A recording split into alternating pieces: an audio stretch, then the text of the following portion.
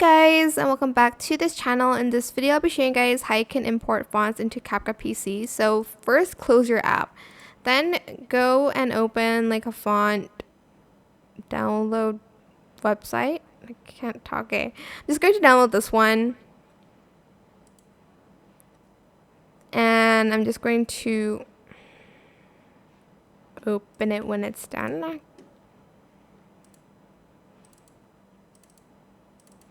Just like select it and press install.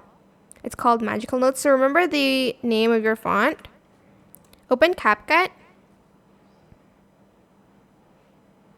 And then select a project.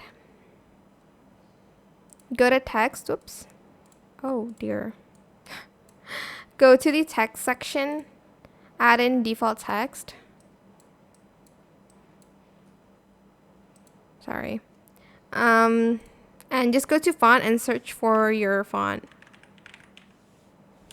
Wait, I forgot what it's called. Magical Notes or something? Magical Notes, yeah. And that's pretty much it, really super simple. I hope this tutorial was helpful for you guys.